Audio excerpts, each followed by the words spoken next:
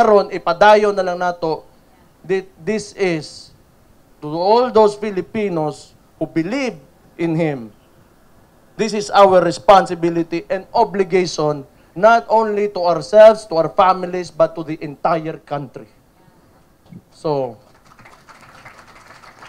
that's the only way to honor His work in this country and the kind of governance that He showed to all the Filipinos during His term as President. Medyo may katotohanan yung tatay ko, may mga habilin na mga sinasabi.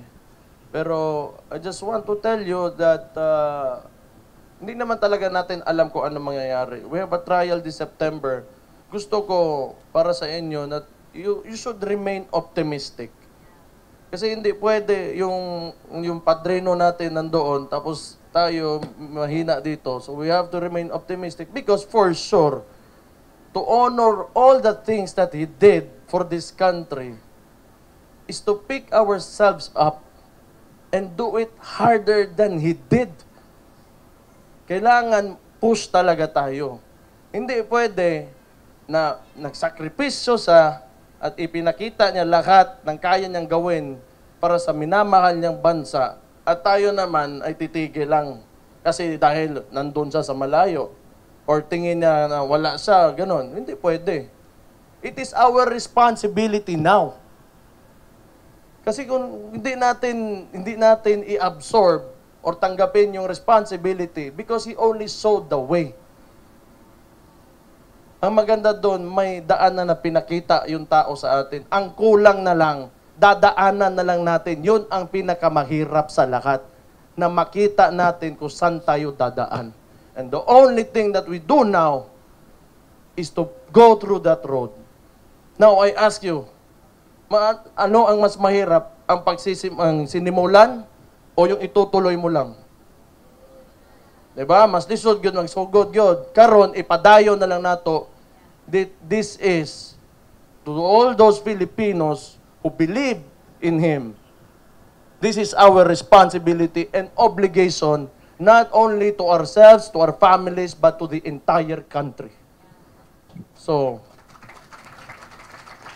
that's the only way to honor His work in this country. And the kind of governance that He showed to all the Filipinos during His term as President. So, laban lang. 2 years na lang na. 2 years. Tanawan ninyo, look, the midterm elections, they never won. They want to, give you the perception of that they're still standing, there, but wala na, they're crumbling. Every day, they're deteriorating. Because most often, the things that you do, lalo na sinimulan mo sa mga pangit na bagay, it will most likely end up, in pangit din. So, ito si PRD, may sinimulan siyang magandang bagay. Something that we can, nurture and take care of and make it grow. Pwede natin pagandahin. Murag tanom ba? Mura na siya gliso nga gitanom nimo. Murag ka ng mangga sa inyong likod, ka ng lubi. It's only a seed that He planted in all of us. Na pwede na to i-nurture, take care of it, and someday it will grow into a tree and immortalize His legacy as President of this country. So, do not give up. Be stronger. And do as He did. Fight for your country. Maayong hapon sa inyong tanan. And God bless you all.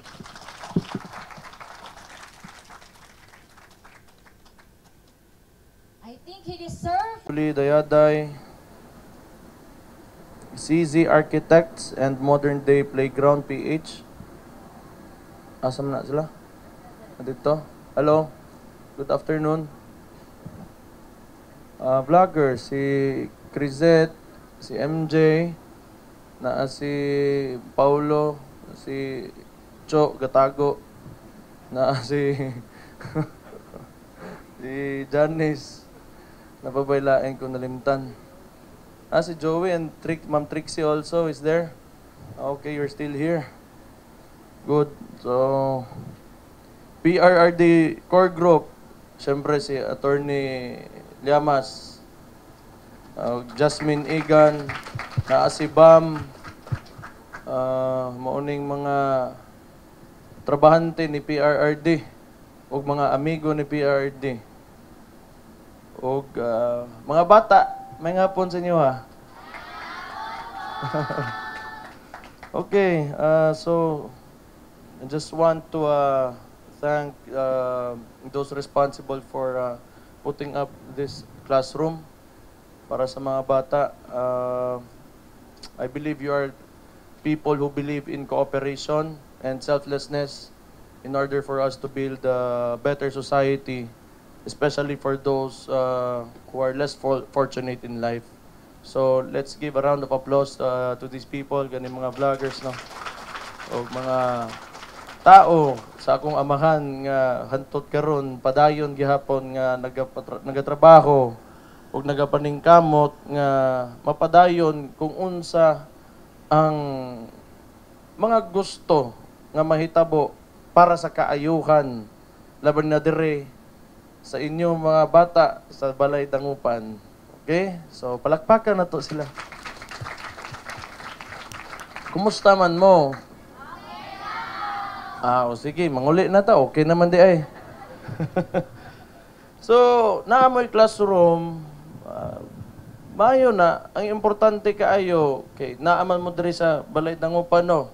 Ang inyong buhaton, magsigira magtuon. Sigira magtuon, ala, kay wala mo lang buhaton diri. Siguro, maghatag mo gamayng oras, magduwa mo. Pero magtuon, gyud mo. Kay, kining kinabuhi manggod, ug na kay mahuman, mas naay mangita sa imuha para sa imong pwede itrabaho. Kisa may gusto mahimong doktor dre. Engineer. Wala engineer na usa. Abogado. Dancer. Mga dancer. Model. Wala. Mayor. Vice Mayor. Konsihal. Ingunan ni na, bisag unsa inyohang gusto ug magtuon mo na ay unod ang inyong huna-huna, pwede ninyong buhaton. So, paningkamot mo, unya pag-abot yan is panahon, makitaan ko ninyo ba? Kitaan ko ninyo, nga naglisod mo nga, kinanglan ninyo pag-enroll pa sa pagtuon lang magtarot, pakita, ikugrado ninyo. Kaya ako'y mugasto, librehon tamong eskwela. Unsa may tanaw ninyo? Ha? Anak lang. Niya, nahinay lang. Kaya anak man ang kinabuhi gyud. Kinanglan, maningkamot gyud ka. Kada adlaw, hinay-hinay. Di man kinanglan, pugso nimo.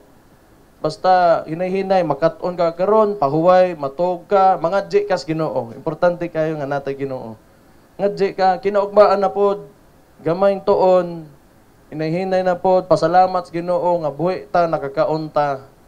Unya, padayon. Kada adlaw, total, pag-abot panahon kung naglisod mo, naa si Ma'am Julie Dayaday ug mga kaubanan niya gabantay diri sa inyo ha. Sultihi mi sa unsa inyong gibate para kay kami may ginikanan ninyo ug wala sila.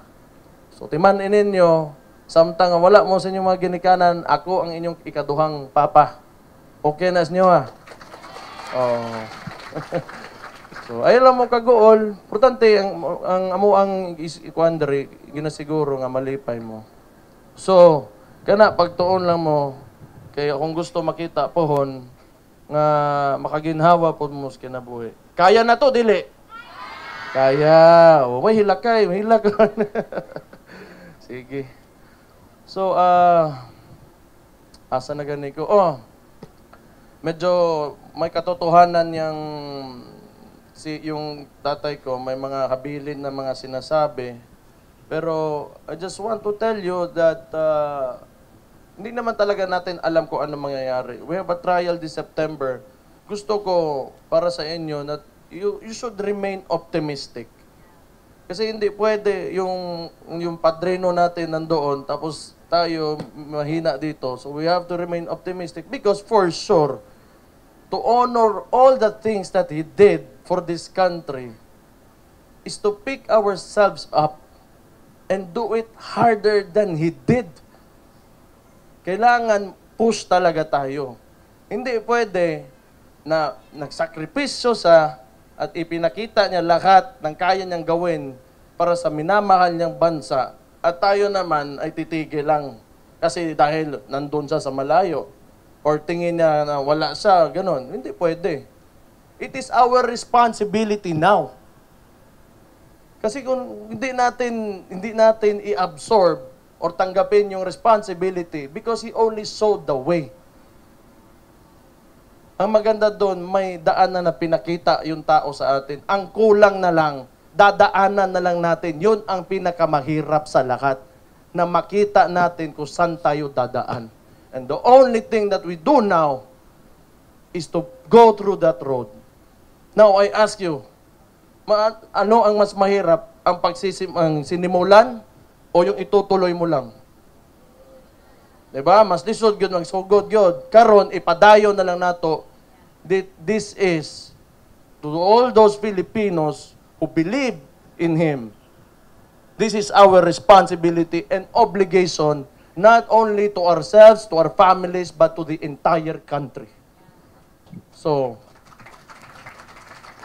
that's the only way to honor His work in this country and the kind of governance that He showed to all the Filipinos during His term as President.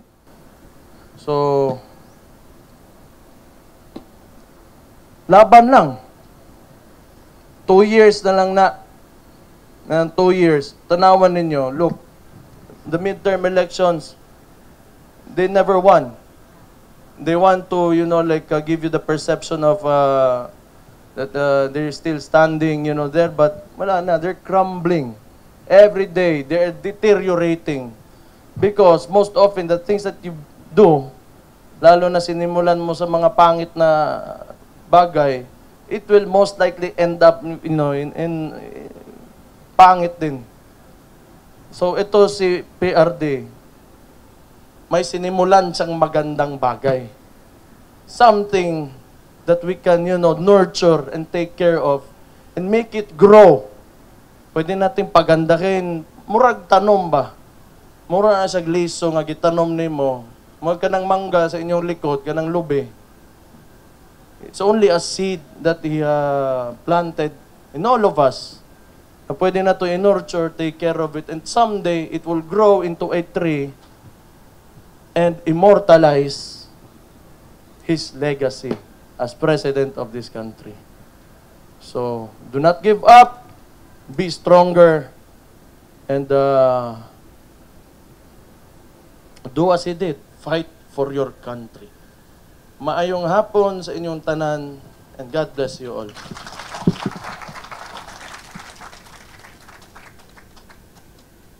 I think he deserves